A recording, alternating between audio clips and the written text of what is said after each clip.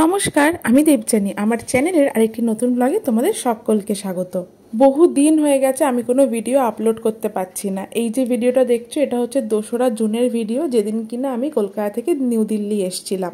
তোমাদের তো আগেই বলেছিলাম আরও কয়েকটা দিন মা বাবার সাথে কাটানোর জন্য আমি আর দিল্লি ফিরে আসিনি। অর্ণবী শুধুমাত্র একা দিল্লি ফিরে গেছিল, আমি কলকাতাতেই ছিলাম। তো বাবা 2 তারিখের টিকিট কেটে দিয়েছিল আমার আর মায়ের জন্য। আর আমাদের ছিল হাওড়া দুরন্ত, যেটা কিনা প্রায় ওই 8:30 নাগাদ হাওড়া থেকে ছাড়ে। তাই সকাল সকাল ঘুম থেকে উঠেই রেডি হয়ে নিচ্ছি। জানো তো, এই প্রথমবার মামামের বাবাকে ছাড়া এতটা লং রুটে মামামকে নিয়ে জার্নি করব। যদিও মা আছে সাথে, আর সেদিন জামতারা থেকে আসার সময় তো বাবা ছিল, কিন্তু সেটা তো মাত্র 3 ঘন্টার জার্নি ছিল।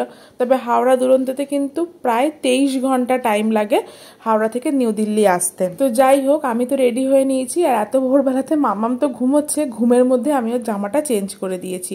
কোথাও না কোথাও একটু তো টেনশন হচ্ছে। আসলে মামাম তো ভীষণ ওর বাবা নেওয়াটা, বিশেষ করে এরকম ট্রাভেল করার সময়তে জানি না কি করবে। ওর বাবা অনেকটাই ম্যানেজ করে নেয় দূরপাল্লার ট্রেনগুলোতে।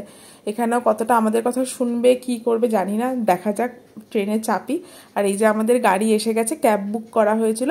বাবা সমস্ত লাগেজগুলো গাড়িতে তুলে দিচ্ছিল। আসলে এবার না আমাদের লাগেজটা ভীষণ হেভি হয়ে গেছিলো, অনেক দিন থাকা হলো তো, এটা ওটা সেটা টুকিটাকি কিনতে কিনতে না জিনিসপত্র প্রচুর হয়ে গেছিলো। তো লাগেজ লোড করা হয়ে গেছে, আমরাও গাড়িতে চেপে গেছি। বাবা আমাদেরকে স্টেশনে ছেড়ে দিয়ে আসবে।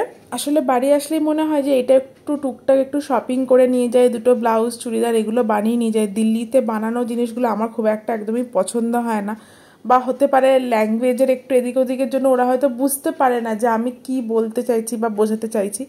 যাই হোক, আমরা গাড়ি এবার চলছে। আর সত্যি কথা বলতে জানো তো, অনেক দিন বাদে না এই রেড রোডের রাস্তাটা দিয়ে হাওড়া স্টেশন যাচ্ছি। জেনারেলি ওই প্রিন্সেপ ঘাটের ওখান থেকে ঢুকে যায় তো গাড়িটা, ওই জন্য এই রুটটা অ্যাভয়েড করা হয়। কিন্তু অনেক দিন বাদে এই রেড রোডের রুটটা নিয়েছি। যখন ছোট ছিলাম তখন তো অতটা রাস্তাঘাট চিনতাম না। আমার মামার বাড়ি এরকম ট্রেনে করে যেতে হয় হাওড়া লাইনে। তো বাসটা যে এরকম রেড রোডের ওপর দিয়ে যেত, তখন মনে হতো এই তো এবার তো হাওড়া স্টেশন এসে যাবে, একটু বাদে ট্রেন ধরে মামার বাড়ি চলে যাব।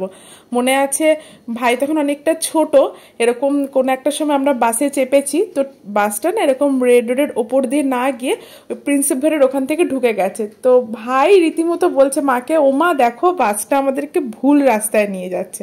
তো সেই দিনকারে এই রাস্তাটাতে যেতে যেতে এই কথাটা মনে পড়ে গেল। যাই হোক, আমরা এবার রেল স্টেশনে এসে গেছি। আর এরপরে আর বিশেষ কিছু ক্লিপিংস নেওয়া হয়নি, কেননা এতটা হেভি লাগেজ ছিল যেসব লোড করতে আমাদের অবস্থা খারাপ হয়ে গেছে। ট্রেনেও উঠেও গেছে আর ট্রেনটা ছেড়েও দিয়েছে। তবে সত্যি কথা বলতে আমাদের এর আগে কিন্তু হাওড়া দুরন্তর এক্সপিরিয়েন্স খুব একটা ভালো না, মানে ট্রেনটা খুব লেট করে। তো জানি না এবার কি হবে। ট্রেনে ওঠার পরপরই মাম্মাম ঘুমিয়ে গেছিলো, কেননা ও তো অনেক সকালে উঠেছিল। আর কেন জানি না ট্রেনে উঠলে আমার প্রচণ্ড খিদে পায়। তোমাদেরও এরকম হয় না কি, কমেন্টে জানাবে। তো প্রথমে একটা ক্রিম রোল খেয়েছি, তারপরে দেখছি মা চিপসের প্যাকেট নিয়ে এসছে, তো সেই চিপস খেয়েছি। তারপরে দেখছি আনএক্সপেক্টেডলি ওরা আমাদেরকে ব্রেকফাস্ট ধরিয়ে দিয়ে গেছিলো। আসলে আমি ভেবেছিলাম 8:30 ট্রেন, তো বোধ হয় না ব্রেকফাস্ট দেবে, কিন্তু দেখছি না ওরা ব্রেকফাস্ট দিল। যাই হোক, ব্রেকফাস্টটা 11টার সময় দিয়েছিল, সাথে একটু চা। আর বাইরের এই বিউটিফুল ভিউটা, অ্যাকচুয়ালি জানো তো এই জায়গাটা আমার ভীষণ পছন্দের জায়গা। এর আগেও যখন দুরন্ততে গেছি, এই হাওড়া দুরন্তটা জেনারেলি না ওই যোশীডির ওপর দিয়ে যায়। তো সেখানে একটা ঝাঝা বলে স্টেশন পড়ে, ঝাড়খণ্ডেরই একটা ছোট্ট শহর, কিন্তু ছবির মতো সুন্দর শহর। প্লাস গিরিডিও কিন্তু এখানে স্টপেজটা আছে। তো গিরিডি, তোমরা যারা শঙ্কু পড়েছো তারা তো গিরিডির কথা নিশ্চয়ই জানবে, সেখানে ডেসক্রিপশানে যেমন থাকে। মানে আমার এই জায়গাটা দুর্ধর্ষ লাগে। শুধুমাত্র এই হাওড়া দুরন্তটাই আমি দেখেছি এই রুটটার ওপর দিয়ে যায়। আর যেহেতু সকালবেলার দিকে ট্রেনটা থাকে, তো পুরো মর্নিং ভিউটা পুরো পাওয়া যায়। তো যাই হোক, এই সমস্ত দেখতে দেখতে আমাদের লাঞ্চে এসে হাজির হয়ে গেছে। লুচি খাচ্ছে বাবা, লুচি। পেপারটা তোমার গায়ের উপর দিয়ে দিচ্ছে, দিয়ে দেবো।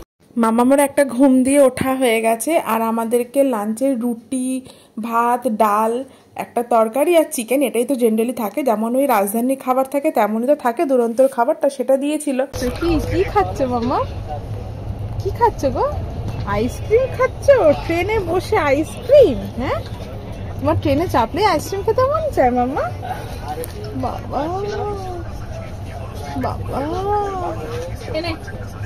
পেরে চামচ, এটা কি চামচ? আইসক্রিম খাচ্ছ? আইসক্রিম আমার কতটা খেয়ে নিতে হবে, চোখ দিয়ে খেয়ে নেবো খানিকটা। খেয়ে নে। যদি খাই খেতে দে না তো বলে বসেছে সোনা পড়ে যাবে। যাই হোক, লাঞ্চ খাওয়ার পরে একটু মানে এই মাথাটা হেলান দিয়ে বসেছিলাম। আসলে না এই সকালের দিকে ট্রেন হলে একটুখানি বোরও কিন্তু লাগে, কারণ সব জায়গায় তো নেটওয়ার্ক থাকে না। আর মামা না খাওয়া দাওয়া করে একটু ঘুমিয়ে গেছিলো। আর দেখতে দেখতে সন্ধেবেলার ইভিনিং স্ন্যাক্সটা এসে গেছে। ওই কচুরি, চিড়ে ভাজা, একটা স্যান্ডউইচ আর ওই চায়ের জন্য যে সরঞ্জাম সেই সমস্ত দিয়েছে। আর দেখো আস্তে আস্তে ল্যান্ডস্কেপটা কেমন বদলে যাচ্ছে। একটু আগে দেখলাম কি সুন্দর গ্রিনারি, আর এখানে ওই ধান খেতে সমস্ত ফসল তুলে নেওয়ার পরে না ক্ষেতের বেশ কিছু জায়গায় এরা জ্বালিয়ে দেয়, তো সেইটার জন্য এরকম দেখতে লাগছে।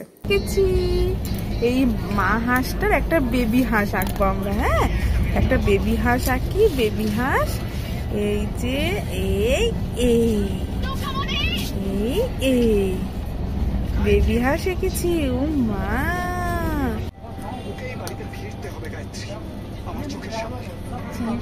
মাকে খাই দাও না। এই মা আমার মুখের সামনে ধরে নিজে পটাশ করে খেয়ে নিল। মাকে খাইয়ে দাও, মাকে একটু খাইয়ে দাও প্লিজ, মাকে একটু খাইয়ে দাও প্লিজ। খাওয়াচ্ছে না, নিজে নিজে বসে বসে শুধু চিপস খেয়ে নিচ্ছে। মামাটা কত দুষ্টু হয়ে গেছে, খুব দুষ্টু, খুব দুষ্টু, খুব দুষ্টু হয়ে গেছে। উঠে দাঁড়াচ্ছ, ট্রেনটা এক্ষুনি ব্রেক কষবে, দুম পটাশ হয়ে যাবে উঠে দাঁড়ালে। জানো বাবা উঠে দাঁড়িয়ে পড়েছে।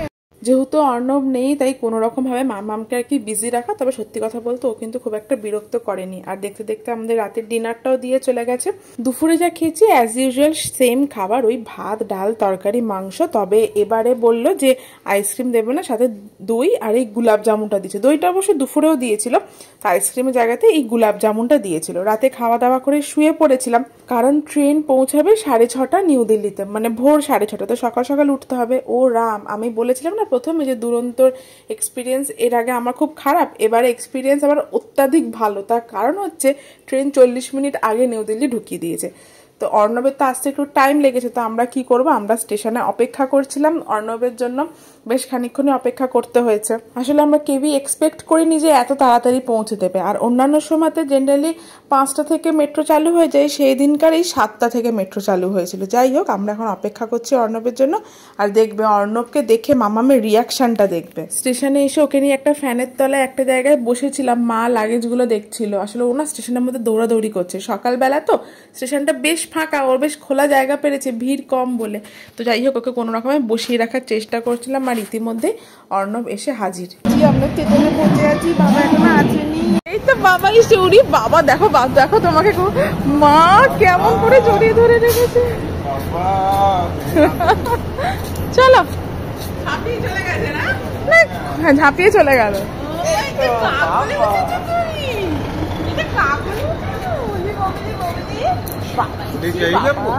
চলো, অর্ণব এসে গেছে। এবারে একটা বাইরে বেরিয়ে ক্যাব বুক করবো আর সোজা বাড়ি যাব। খেয়ে দিয়ে একটুখানি স্নান টান করে রেস্ট নেবো। আজকের ভিডিওটা এখানেই শেষ করছি। দেখা হচ্ছে কাল নতুন ভিডিওতে।